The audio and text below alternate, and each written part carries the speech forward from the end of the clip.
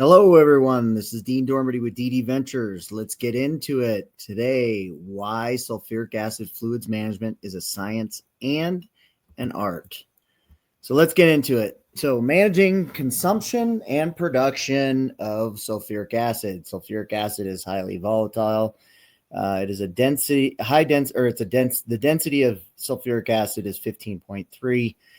What I did here while I was working in a mining organization, what we did here was on a daily basis, I applied my inventory management and inventory control fundamentals to building out this model and being able to manage the production with the consumption of the tanks across multiple sites at mine sites. So in this particular example, the production site is one site. It has so much available tank space, and based on how much the site actually produces from a gallons per minute perspective. So in column I is your gallons per minute. And the way I would get that is I would call the site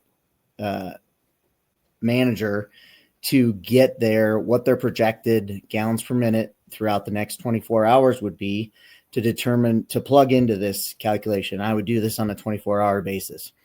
And here it would say, I'd also ask them what their current tank level was. So I'd input those numbers. So what percentage is the tank at? In this particular case, it's 70%. What are the gallons per minute? 30. So they're going to do 30 gallons per minute within the next 24-hour period minus any shutdowns or stop in production or increase in production, which we won't know until the next day. But this gives us a good understanding early on of what we need to tell the truckers, what they need to pull from this particular tank and distribute to the other consumption tanks.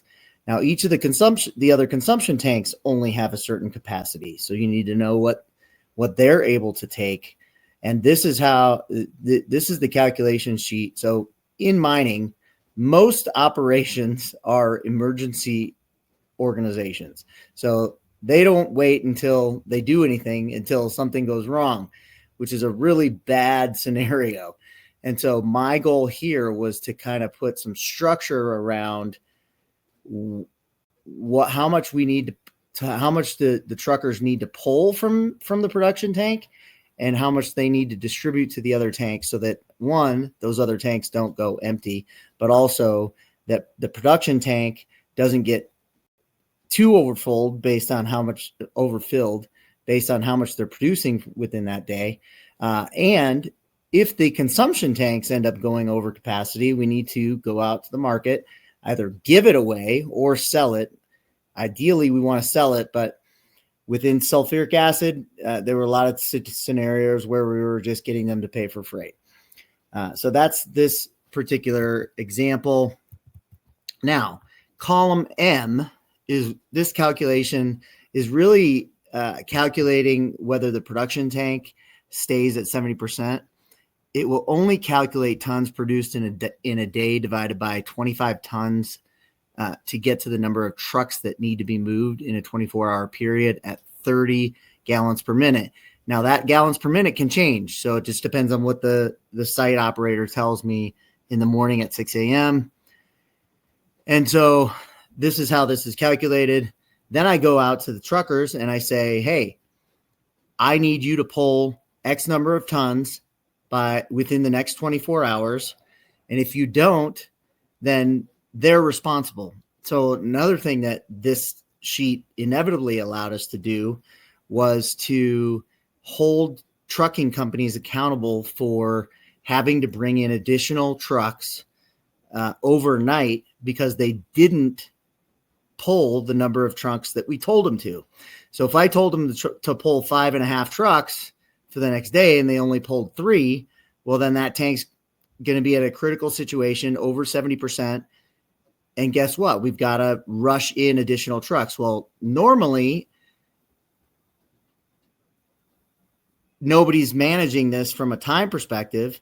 And then the trucking company just charges you an extra charge to rush those people in. So time and a half for new truckers to come in, Well, in this scenario, with this calculation and the email, hey, I told you to pull 5 trucks yesterday. You only pulled 3.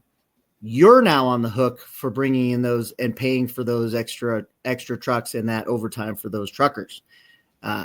So number one, we were able to manage the emergencies quite well with this process, but also we were able to hold the truckers accountable, thus reducing our operating cost to manage this product. Column N, this calculation tells you the total amount of space left in the production tank in 25-ton pneumatic truck loads.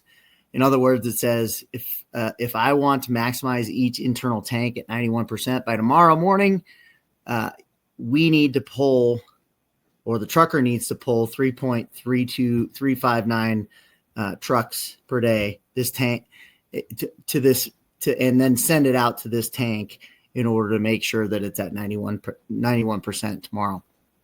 Your ultimate goal here is to balance your internal capacity with what actually needs to be pulled from the production tank. As long as you pull the calculated number of 25-ton trucks from the production tank within the next 24 hours and the gallons per minute stay constant based on your inputs from the stakeholders each morning at 6 a.m., the tank will still be at your desired forecasted tank level the next morning. If you pull more from the consumption tank than planned, you'll start drawing the tank below the forecasted target of 70%, which in this tank's capacity for the production tank scenario it's okay because they typically want to keep it between 35 and 65% at all times. We're just putting it at 70% as a target so that we always try to get there. And then in order to keep the internal tanks at the same level, they're at the same current level of their readings in column G, you would send approximately 5.42. So this calculation is telling them from an exact number of trucks that you need to pull from one production tank, and also the number of trucks you need and how to split that up to your consumption tanks. So I hope you like this video. Please like and subscribe. If you have any questions or need any help with your capacity, supply and demand capacity assumptions, I'd be happy to help you with your calculations and work with your team. And hopefully you enjoyed this video. Talk to you soon. Thanks.